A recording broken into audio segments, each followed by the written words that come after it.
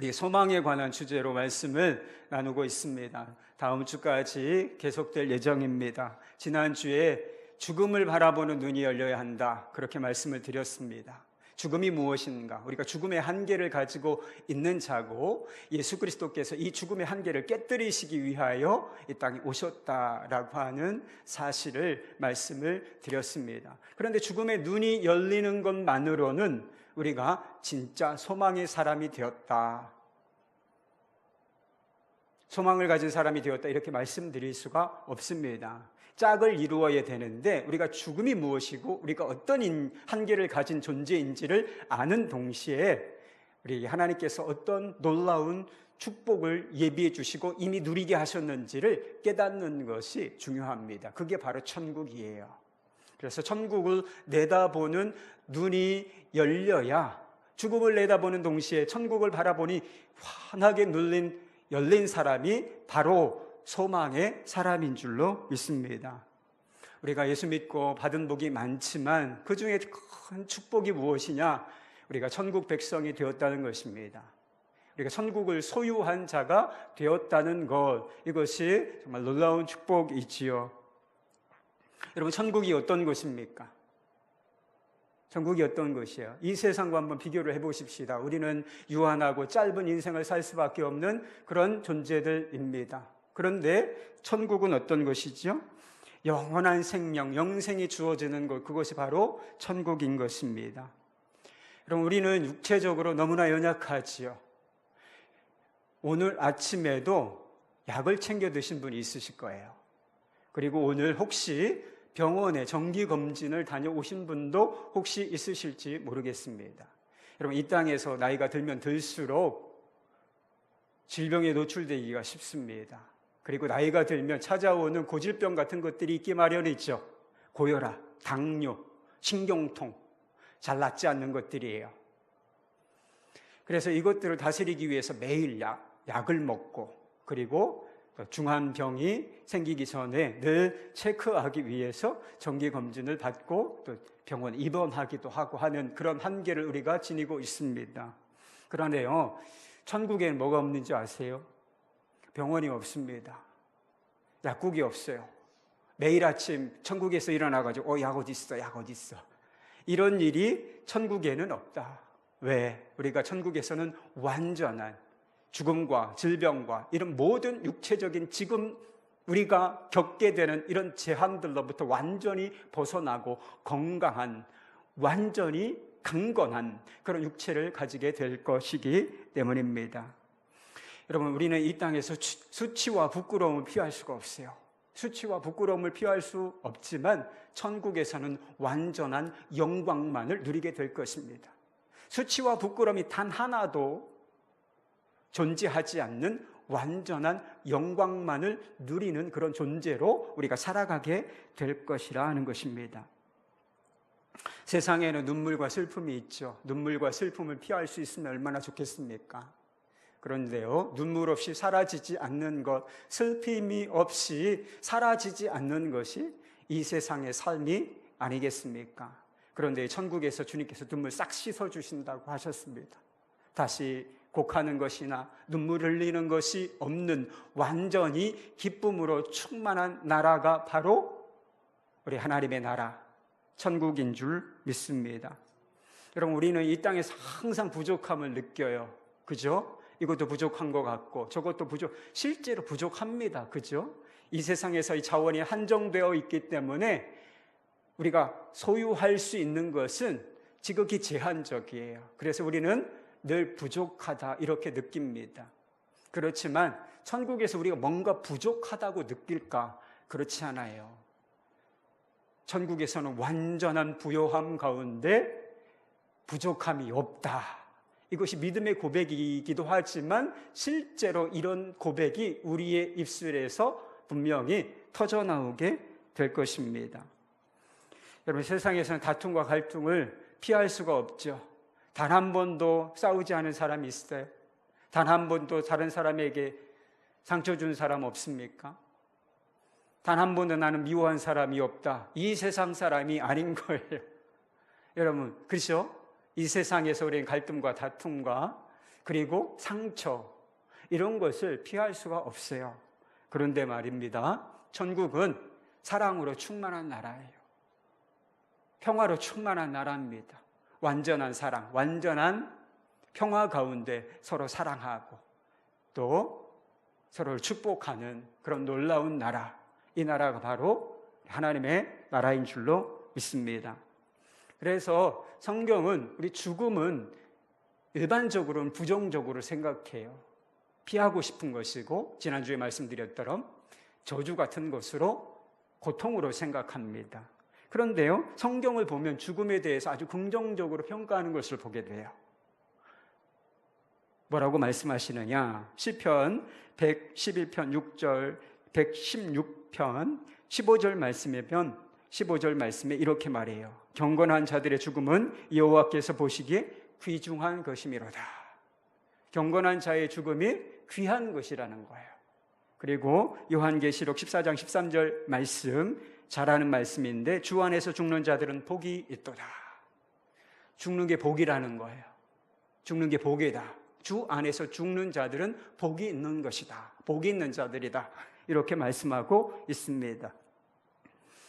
왜 우리에게 죽음이 귀한 것이고 죽음까지도 우리에게 복이 될 수 있느냐? 그 뒤에 뭐가 있기 때문이에요. 영생과 천국, 하나님의 나라, 하나님의 영광이 실제하고 있기 때문에 죽음조차도 축복으로 바꾸어질 수 있게 되는 것입니다. 그러나 안타까운 사실은 천국에 대한 분명한 소망을 가지고 사는 사람들이 지나치게 적다는 것입니다. 예수 믿는 사람들에게 천국 가시기를 축복합니다. 여러분, 천국 가시기를 축복합니다. 아멘이지요. 그런데 당장 천국 가시기를 바랍니다. 여러분, 그래도 아멘 할 거예요? 오늘 이 밤에 다 같이 천국 갑시다. 믿음이 대단한 분들이 지금 천국 갑시다 이러면 좀 불쾌하게 생각합니다. 나보고 죽으라는 건가? 저 목사님이 나한테 저주하는 거야? 이런 느낌이 없지 않아 있다라고 하는 겁니다.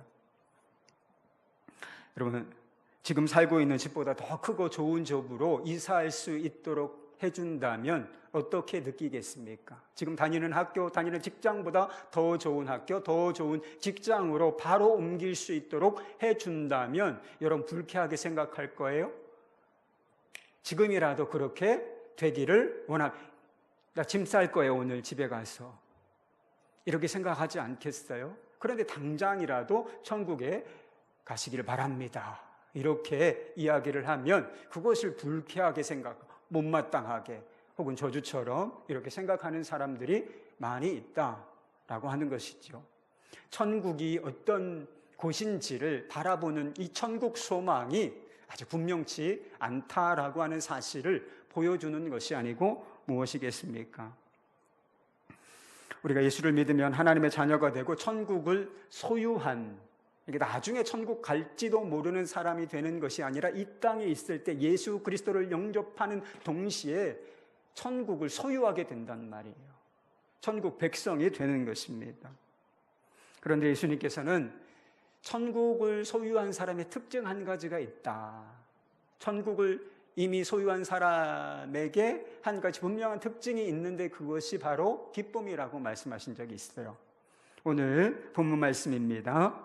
천국은 마치 밭에 감추인 보화 같으니 사람이 이를 발견한 후 숨겨두고 기뻐하여 돌아가서 자기의 소유를 다 팔아 그 밭을 사느니라. 그럼 뭔가 이렇게 쭉 진행되다가 가운데 기뻐하여라고 하는 단어가 있어요. 그죠? 그럼 보이시죠? 기뻐하여. 그러니까 뭔가 기뻐하는 사람. 기뻐하는 사람. 이 사람이 천국이라는 보화를 발견한 사람이라고 하는 것입니다. 여러분, 죽으면 천국 갈, 지금이라도 죽으면 천국 갈 확신이 있습니까? 아멘 좀 합시다. 제가 아멘을 강요하는 사람은 아니지만 그래도 아멘 할 건 해야 되잖아요. 여러분, 천국 갈 확신이 있습니까? 천국 갈 확신, 그게 분명한가? 그리고 우리 안에 천국에 대한 소망이 분명한가라고 하는 것은 사실 아멘으로, 아멘의 크기로, 그 소리의 크기로 분별하는 것이 아니라 우리 마음 안에 기쁨이 있느냐라고 하는 것입니다. 어느 정도의 기쁨이 있는가? 밭을 갈다가 정말 놀라운 보화를 발견했어요. 그 가치가 어마어마한, 자기의 소유를 송두리째 팔아도 전혀 아깝지 않을 정도만큼의 보화를 발견했어요. 여러분, 복고 당첨되면 어떻게 할 거예요? 화장실에 가서 엄청 웃을 거죠. 남이 안 보는 데 가서. 그러지 않을까요? 또는 누가 가족들한테 뭐가 됐다고. 이런 기뻐하지 않을까요? 그 기쁨이 있어야 우리가 천국을 소유한 사람이라고 하는 것입니다. C.S. 루이스가 천국과 지옥의 대화라고 하는 책을 썼습니다. 그런데 상상으로 쓴 책이에요. 그런데 천국에 문지기가 있다 그래요.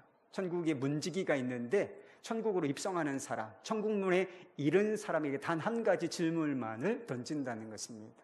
그런데 그 질문이 어떤 것인가? 당신은 예수를 알게 됨으로써 참을 수 없는 기쁨을 가지고 있습니까? 모든 사람에게 이 질문 한 가지만 던진다는 거예요. 당신은 예수 그리스도를 발견함으로써 참을 수 없는 기쁨을 가지고 계십니까? 요즘 휴가철이죠. 휴가를 앞두고도 마음이 좀 들뜨잖아요. 어디를 놀러 간다. 그리고 좀 외국으로 가면 어떻습니까? 외국으로 휴가를 간다든지 또는 일을 하러 간다 할지라도 외국을 간다, 며칠 후에, 이렇게 생각하면 마음이 좀 들뜹니다. 그래서 어떤 목사님은 그렇게 외국 가는 걸 좋아하셔가지고 일찍 공항에 가서 할 일도 없는데 공항 가자 이렇게 이야기하시는 분도 있으세요. 좋은 거죠. 그런데 여러분, 천국을 어떤 외국에 비유하겠습니까? 천국을 어떤 휴양지, 좋은 어떤 휴가지와 비교할 수 있겠습니까? 내 삶이 끝나면, 언제라도 끝나면 바로 영광스러운 하나님의 나라, 내가 사랑하는 하나님이 계신 그 나라에 간다. 이것이 분명한 사람, 이 믿음이 분명한 사람은 마음에 기쁨이 있을 것이, 기쁨이 충만할 것이 여러분 분명한 사실이 아니겠습니까? 많은 사람들이 평안과 기쁨을 빼앗긴 채 영적인 우울증에 걸려서 사는 것 같습니다. 무엇이 문제인가? 천국을 믿는다고 하지만 실제로는 천국을 바라보는 눈이 열려져 있지 않은 것입니다. 천국에 대한 소망이 불분명한 거예요. 천국 말은 들었지만, 그렇게 믿는다고 하지만 그 믿음, 그 소망이 분명치 않은 가운데 있는 것이라 하는 거죠. 허드슨 테일러 선교사에게 예쁜 딸 하나가 있었다 그래요. 그레이시라고 하는 이름을 가진 딸이 있었는데, 그런데 그 사랑하는 딸이 불과 8살 만에 정말 얼마 살지 못하고 선교지에서 삶을 마감하고 말았습니다. 아빠로서 얼마나 마음이 아팠겠습니까? 그런데 허드슨 테일러가 친구에게 자기 딸의 죽음에 관해서 이런 편지를 썼다고 합니다. 사랑하는 형제여, 주님이 그분의 품이라는 더 순수한 곳에서 꽃을 피우게 하시려고 우리 예쁜 그레이시를 데려갔네. 물론 마음이 너무 아프네. 하지만 소리 높여 찬양하세. 우리 예수님이 모든 것을 아름답게 마무리하셨네. 정원사가 오셔서 장미를 따가셨네. 허드슨 테일러, 마음이 미어지죠, 아빠로서. 그런 상황 속, 그런 슬픔 속에서도 이 허드슨 테일러는 하나님을 찬양하고 있습니다. 천국에 대한 분명한 소망이 없었다면 어찌 이런 상황 속에서 하나님을 찬양할 수가 있었겠습니까? 여러분, 우리가 세상에서 겪는 고통과 슬픔은 현실입니다. 우리의 눈에도 눈물이 흐를 때가 있는 것, 그 분명한 현실이지요. 성경적인 기독교는 결코 이것을 무시하지 않습니다. 그러나 분명한 사실은 천국을 바라보는 눈이 열린 사람은 그 고통 중에도 하나님을 찬양할 수 있다는 것입니다. 슬픔 중에도 기뻐할 수 있는 사람들, 이런 사람들이 바로 천국의 사람들이라 하는 것입니다. 천국을 정말 소망하는 눈이 열리게 되면 세상을 바라보는 관점이 달라집니다. 가치 판단의 기준이 달라지게 되는 것입니다. 밭에 감추인 보화를 발견한 농부는 자기의 소유를 다 팔아서 그 보화가 감추어져 있었던 밭을 샀습니다. 자기의 소유를 다 팔았다는 거죠. 이것도 상당한 가치가 있었던 것이죠. 그런데 그것을 다 팔아서 새로운 밭을 샀습니다. 그 크기가 얼마나 되었는지는 잘 모르겠지만 그 밭을 샀다는 거예요. 내가 팔았던 것보다, 내가 소유했던 것보다 더 가치 있는 것이 어디에 있기 때문에, 그 밭에 숨겨져 있었기 때문에 자기 것을 다 팔면서도 아까워하지 아니하고 거기에 괴념하지 아니하고 이것을 기쁜 마음으로 샀다라고 하는 것이죠. 자신의 전 소유보다 숨겨진 보화가 더 가치 있다는 사실을 발견했기 때문인 것입니다. 여러분, 혹시 비행기를 타고 가시다가 이제 착륙할 즈음 되어서 이 땅 아래를 바라보신 적이 있습니까? 땅 아래를. 지금 우리는 어때요? 어디가 크다, 작다, 또 무엇이 높다, 낮다, 분명하죠. 와, 어떤 건 너무 높아 보여. 어떤 거는 작아 보이고, 이런 관점을 가지고 있습니다. 그런데 비행기 몇백 미터, 몇천 미터 높이에서 이 땅 아래를 바라보면 어떻습니까? 다 고만고만해요. 높낮이가 잘 안 보입니다. 높낮이가 잘 안 보인다. 그냥 뭐 개미 같은 것들이 왔다 갔다 할 정도? 이런 정도로 그냥 모든 것이 다 고만고만해진다라고 하는 것이죠. 여러분, 그런데요, 우리가 천국의 소망을 두고 살아가면 세상에 있는 것들이, 세상에 좋아 보이는 것들이 그렇게 느껴진다는 거예요. 지금은 우와, 부럽다. 부러우면 지는 거예요, 여러분. 그리고 어떤 사람 앞에서 학력이 나보다 출중한 사람, 나보다 돈이 많은 사람들, 그런 사람 앞에서는 기가 죽고 열등감 느끼고, 어떤 사람 앞에서는 또 교만하고, 이런 높낮이가 분명한 그런 삶을 살고 있잖아요. 그런데 천국을 바라보는 눈이 열리면 이게 다 고만고만해진다는 거. 열등감을 느끼고 누구를 크게 부러워할 것 없는 그런 삶을 우리가 살 수 있게 되는 것입니다. 여러분, 우리가 쓰는 말 중에 잘 산다는 표현이 있어요. 굉장히 우리가 오해해서 쓰는 표현이 바로 잘 산다는 것입니다. 일반적으로 잘 산다는 표현은 어떤 뜻을 담고 있습니까? 부자라는 뜻을 담고 있는 거죠. 사는 집 평수가 얼마나 크다, 또는 연봉이 얼마다, 또는 타고 다니는 자동차가 어떤 종류다. 이것이 잘 산다, 못 산다의 기준이 아니겠습니까? 월세집, 전셋집에 살면 경제적으로 못 사는 사람이지. 그리고 뭐 어디에 타워 팰리스, 무슨 캐슬, 이런 데서 사는 사람, 경제적으로 잘 사는 사람이지. 그냥 일반적으로 잘 산다고 표현하잖아요. 그런데 우리가 천국 소망하는 눈이 열리면 잘 산다는 기준이 달라진다니까요.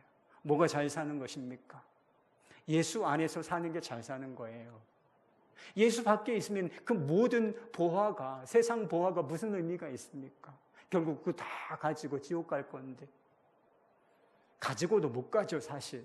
그거 다 놓고 지옥 갈 건데 그게 무슨 가치가 있습니까? 예수 안에 있을 때만 무엇이든지 의미가 있는 것 아니겠습니까? 하나님의 말씀대로 사는 게 잘 사는 것입니다. 예수님과 바른 관계를 맺고 그분의 뜻과 그분의 기대를 따라서 사는 것, 그게 진짜 잘 사는 길이에요. 죄된 길을 버리고 의와 거룩한 길을 따라서 거룩한 복음에 합당한 삶을 사는 것, 이게 진짜 잘 사는 거예요. 천국을 바라보는 눈이 열리면 이게 잘 사는 것이라고 이제 복의 기준이 달라지게 되는 것입니다.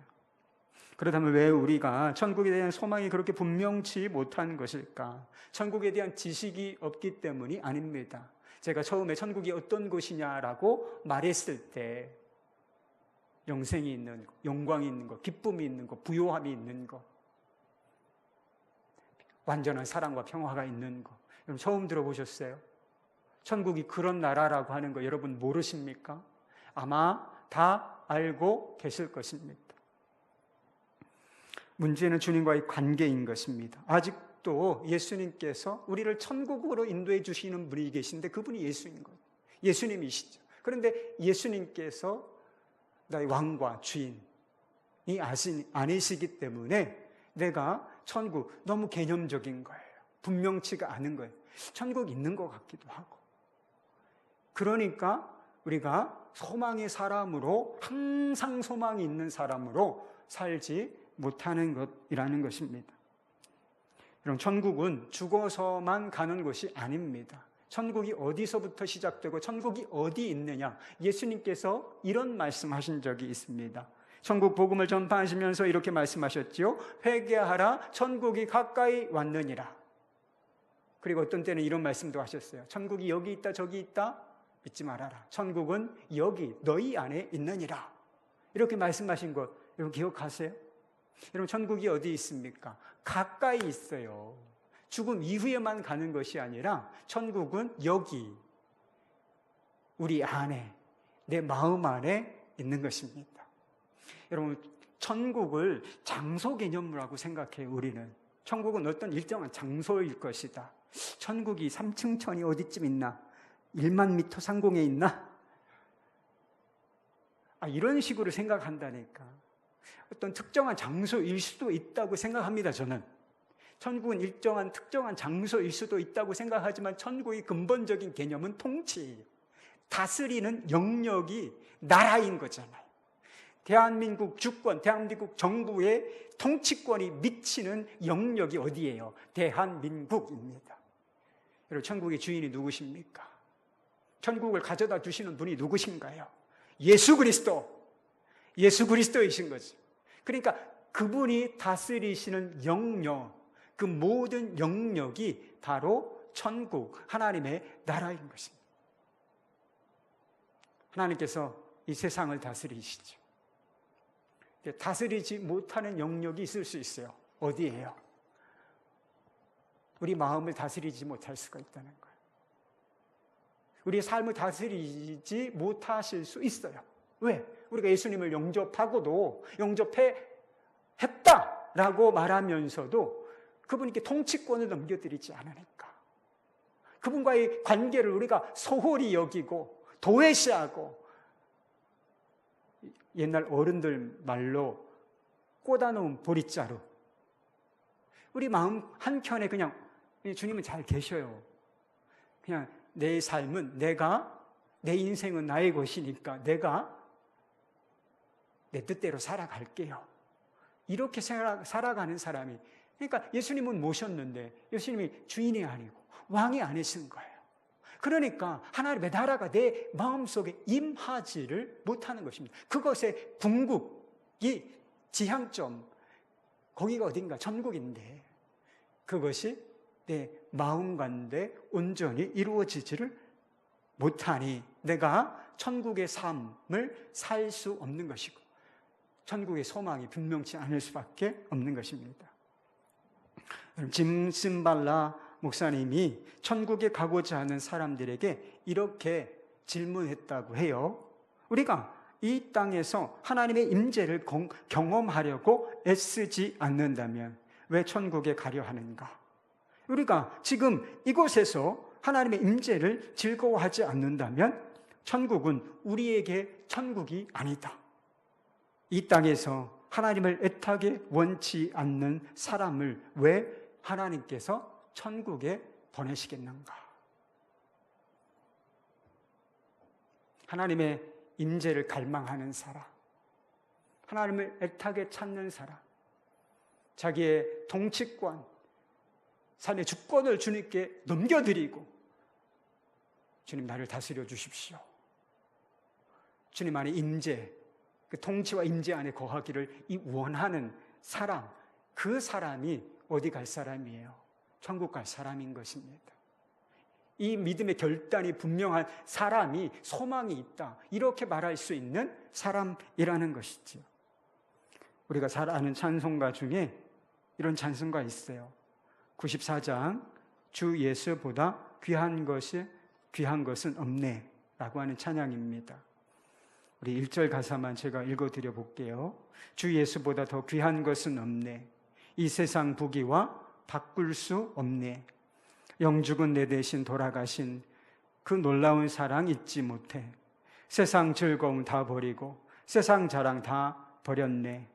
주 예수보다 더 귀한 것은 없네. 예수밖에는 없네. 여러분, 이 찬양을 부르실 때 가사의 의미를 좀 생각하시면서 부르십니까? 주 예수보다 더 귀한 것은 없네.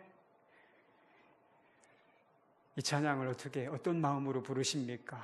저는 모든 찬양이 우리의 영적인 상태와 일치할 수는 없다고 생각해요. 한계가 있는 거죠. 우리의 영적 성장의 단계도 있고 하니까. 그렇지만 이 찬양을 부를 때 정말 이게 내 고백인가, 이런 갈등은 좀 있어야 되는 것 아닙니까? 주 예수보다 정말 귀한 것이 없습니까? 세상 부귀, 영광, 자랑, 세상 즐거움, 여러분 다 버리셨나요? 버렸대, 다. 찬양을 부를 때는 다 버렸어. 버렸대. 그런데 교회 문 밖에만 나가면 왜 이렇게 좋아 보이는 게 많아요? 왜 이렇게 갖고 싶은 게 또 많습니까? 왜 자랑하고 싶은 게 그렇게 많아져요?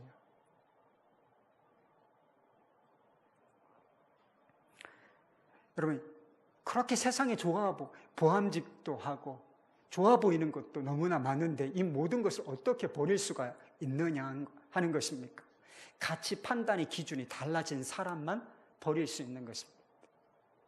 이런 것에 크게 괴념치 아니하고 필요한 것들일 수 있죠. 그런 필요한 정도로만 여길 수 있는 사람이 어떤 사람인가? 주 예수보다 더 귀한 것이 없는 사람인 것입니다.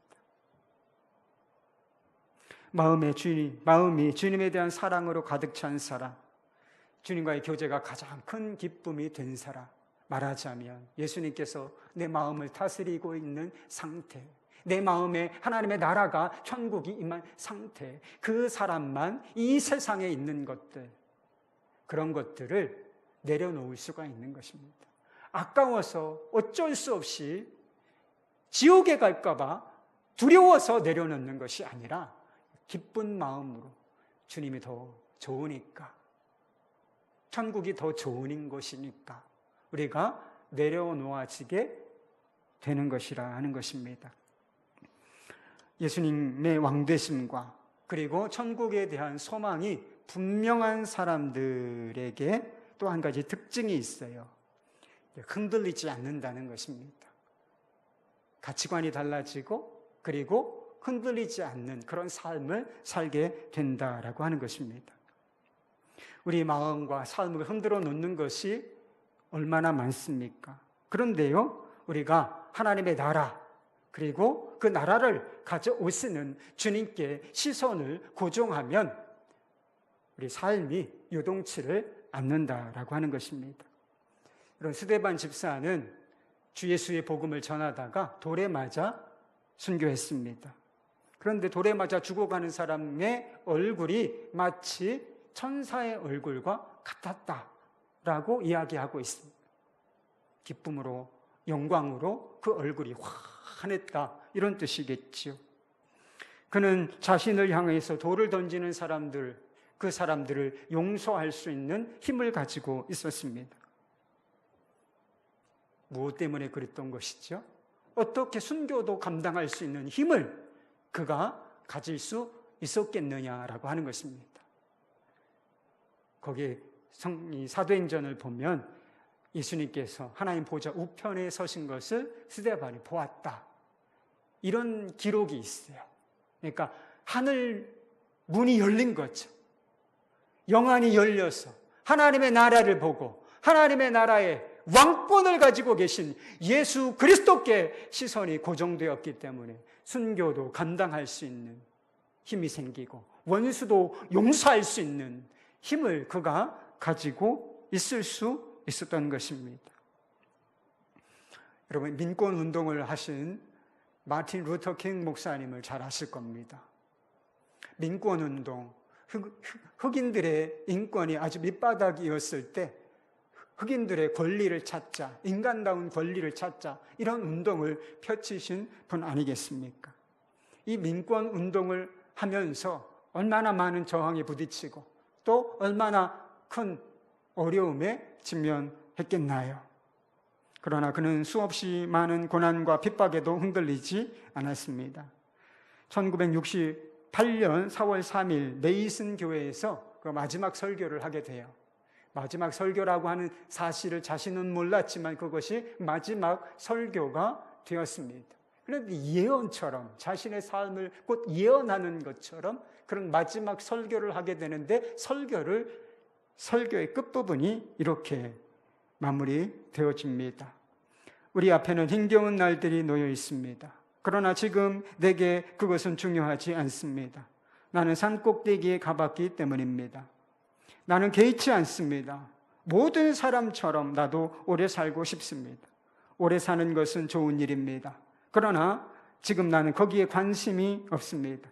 다만 하나님의 뜻을 행하고 싶을 뿐입니다. 그분은 나를 산꼭대기까지 오르게 해주셨습니다. 나는 건너다 봤습니다. 약속의 땅을 봤습니다. 나는 여러분과 함께 그곳에 들어가지 못할지도 모릅니다. 그러나 오늘 밤 여러분이 알아야 할 것이 있습니다. 우리는 한 백성으로 약속의 땅에 들어갈 것입니다. 그래서 오늘 밤 나는 기쁩니다. 아무 걱정이 없습니다. 누구도 두렵지 않습니다. 내 눈은 주님이 임하시는 영광을 보았습니다. 흔들리지 않았던 것이죠. 하나님의 영광, 하나님 나라의 영광을 보고 하나님의 뜻을 행하기 위하여 달려갔던 사람이기 때문입니다. 천국을 바라보는 눈이 열리면 욕심이 없어져요. 욕심 때문에 사람이 얼마나 추해집니까? 그리고 욕심 때문에 결국 우리가 얼마나 큰 고통에 직면하나요? 그래서 야고보서에 보면 하나님이 우리를 시험한다, 우리에게 고통을 주신다, 그렇게 말하지 말라. 너희가 유혹에 이끌려서, 욕심에 이끌려서 너희들이 죄를 짓게 돼서 결국 고통을 당하게 되는 것이지 하나님께서 우리를 시험한다고 하지 말아라. 그런 말씀이 있는 것을 보게 돼요. 욕심이 결국 우리를 고통으로 몰아넣는 것입니다. 수치와 부끄러움 가운데 죄악의 삶으로 우리를 이끌어가는 것이지요. 사소한 거 붙잡고 살다가 욕심내다가 더 큰 거, 더 중요한 하나님의 나라를 놓치고 살아가는 사람들이 얼마나 많이 있습니까? 욕심 버려야 되겠다. 욕심이 나는 걸 어떡하죠? 갖고 싶은 걸 어떻게 해요? 누리고 싶은 거를 어떻게 해요? 억지로 통제가 안 되는 겁니다. 욕심이 언제 없어지느냐? 더 좋은 것을 바라보는 사람만, 더 좋은 것을 소유했다는 사실이 정말 믿음, 그 실제가 된 사람만 욕심을 내려놓을 수가 있는 것입니다. 욕심이 빠져나가는 것이지. 믿음을 통하여,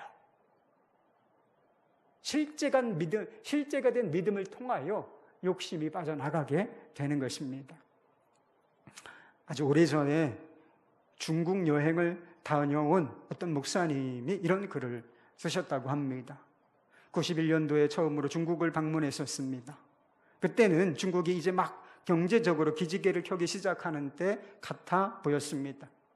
안내하시는 분이 중국도 많이 발전하고 있다는 것을 보여주고 싶어서 저희들을 의류와 가전제품을 판매하는 것으로 인도해 주셨는데 그것이 그분의 실수였습니다. 많은 가전제품들과 의류들은 있었지만 하나도 욕심나는 것이 없었습니다. 왜냐하면 그 부분에 관해서는 우리 한국이 몇십 년을 앞서 있었기 때문입니다. 저는 벌써 그 백화점에 있는 것보다 훨씬 디자인과 성능이 좋은 것들을 가지고 있었기 때문에 욕심 없는 마음을 가져볼 수 있었습니다. 저는 그때 내가 정말 구원의 확신을 가지고 하나님 나라의 삶을 산다면 이 땅에 사는 동안에도 욕심 없이 깨끗한 삶을 살 수 있겠구나 하는 생각을 하게 되었습니다. 여러분 주변을 둘러보면 이것도 필요한 것 같고 저것도 필요한 것 같고 이것도 있으면 좋을 것 같고 저것도 있으면 좋을 것 같고 저게 더 좋아 보이고 저 사람이 가진 것이 더 좋아 보이고 그렇지 않나요? 50만 원짜리 자전거 타고 다니는 사람이 500만 원짜리 자전거를 보면 갖고 싶다 이런 마음이 들잖아요. 그런데 이런 필요와 욕구, 욕심을 따라 살아가다 보면 결국은 그냥 조금 천국의 수준으로 보아서는 조금 잡스러운 쓰레기 같은 것들, 없어도 되는 것들 그냥 가득 집안에 쌓아놓고 몸에 주렁주렁 달고 이렇게 살다가 인생이 끝나버리는 것 아니겠습니까? 이 부유한 나라, 천국, 완전한 나라, 이 나라를 바라보지 못하면 그냥 너무 수준에 미달하는 것, 거기에 만족하고 그것 없으면 죽을 것 같고 이래서 그것 막 쫓아가다 정말 부활을, 하나님의 나라와 의를 구하라, 거기에 영광이 있다 이렇게 말씀하셨는데 그것 하나 사명 붙잡고 살지 못하고 없어도 되는, 꼭 필요한 게 있죠, 있기야.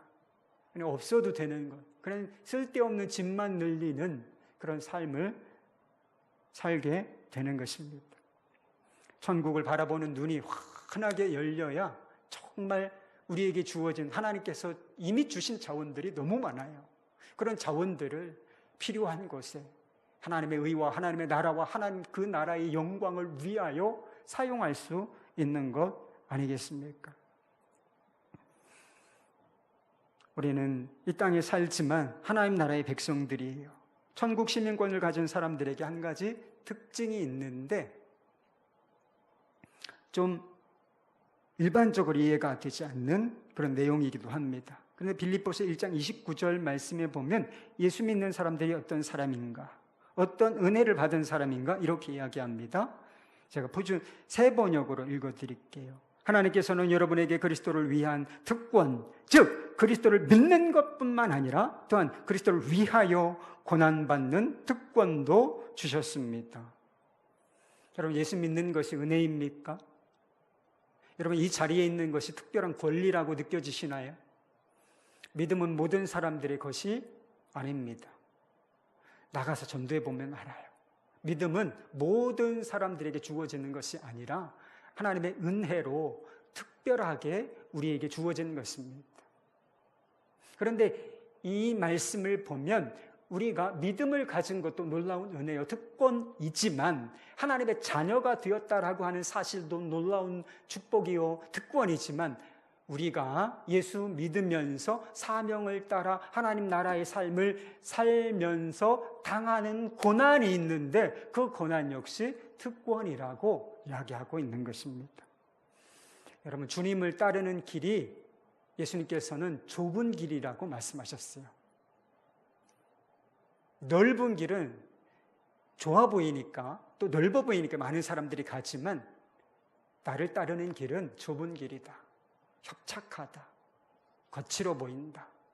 그래서 따르는 이가, 가는 이가 적다, 이렇게 말씀하셨죠. 여러분, 구원받는 사람이 적다는 뜻이에요.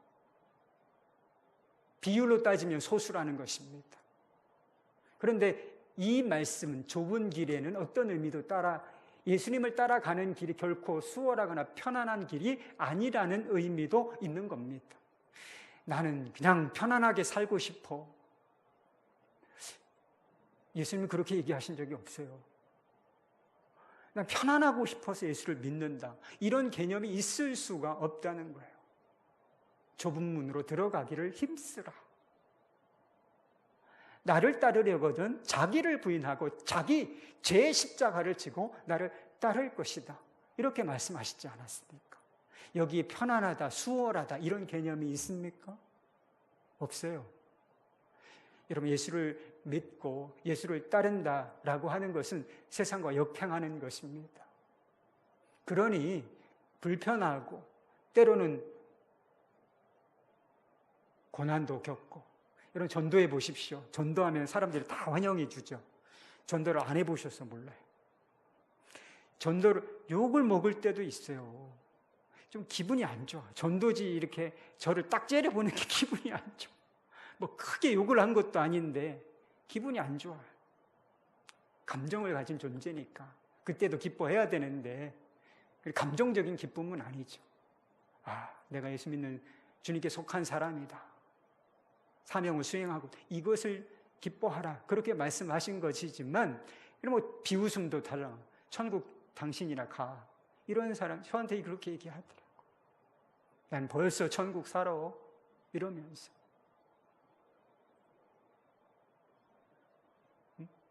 그러니까 우리가 정말 정도로 예수를 믿는다면 어려운 일이 있을 수 있는 것입니다. 희생과 포기와 수고. 여러분 정직하게 살려면 어때야 돼요? 하나님 믿음을 따라 살려면 정직하게 살아야 돼요. 정직하게 기업하고 정직하게 손해가 난다 할지라도 편법 쓰지 아니하고 정도를 걸어야 하지 않습니까? 그러면 손해를 볼 수도 있는 거죠.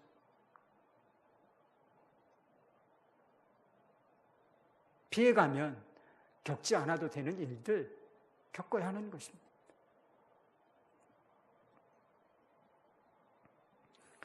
그런데 정말 천국 소망이 열리면 이게 축복으로 여겨진다는 거예요.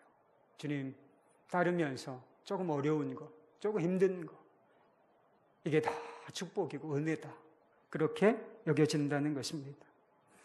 예수님 때문에 받는 고난도 축복이다. 우리가 정말 그렇게 믿는지 한 가지 보면 알 수 있어요. 우리 자녀들에게도 너 이 길을 가라. 이렇게 이야기할 수 있는 사람, 그 사람이 정말 고난도 축복이라고 믿는 겁니다. 사명의 길이 있죠. 조금 어려운 길, 선교사의 길, 이런 자녀들이 좀 고생스러운 길을 간다. 육신적으로 보기에 그래도 여러분 가라고 하실 겁니까?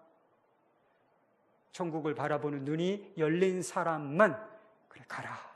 그 길이 축복의 길이다. 이렇게 담대하게 이야기해 줄 수가 있는 것입니다. 순회 선교단의 우리 김용희 선교사님이 아프리카 선교사로 가 있는 아들을 방문한 적이 있었다 그래요. 이 아들 선교사가 가 있는 지역이 어떤 지역이었는가? 전기도 들어오지 않고 식수 공급도 제대로 되지 않고 그냥 인간적으로 보기에는 아무 비전도 없고 소망도 없는 그런 땅이었다고 합니다. 그런데 아들이 꼭 거기에 있는 사람들과 같은 모습으로 있는 것입니다. 마를 대로 바짝 말라가지고 거기에 있는 사람들과 별반 차이가 없는 그런 모습을 보고 아비로서 너무나 가슴이 아팠다는 것입니다. 그런데 더 힘들었던 것은 이제 자신이 한국으로 돌아와야 하는 전날이었다 그래요. 이제 자신은 한국으로 돌아오면 뭐 다 갖추어진 상황에서 편한데 아들을 생각하면 발길이 떨어지지 않았다 그래요. 하나님, 나 같은 놈이 이런 곳에 어울립니다. 내 아들은 아닙니다. 젊은 청춘을 여기서 이렇게 버리게 하십니까? 이런 생각이 툭 하고 튀어 올라왔다는 거예요. 그렇게 근데 마음이 힘들고 또 기도하면서 그렇게 밤을 새고 하나님께서 주시는 마음이 있어서 종이를 찾는데 종이가 없어서 빈 박스를 찢어서 글을 써주고 그리고 그 글을 아들의 손에 쥐어주고 돌아왔다는 것입니다. 거기에 무엇이라고 써져 있었는가? 나중에 아들이 그 이야기를 하대요. 아들아, 우리 땅 끝에서 죽어 천국 한 복판에서 만나자. 사랑한다. 아들이 있는 곳 땅 끝이죠.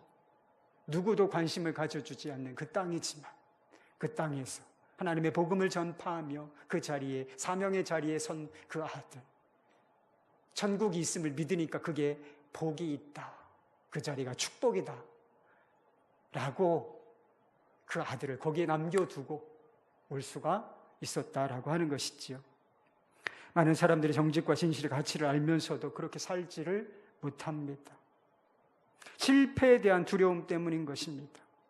그런데요, 우리가 예수님 때문에 받는 고난도 특권이다, 이 믿음이 우리 안에 분명하게 되면 삶이 달라집니다.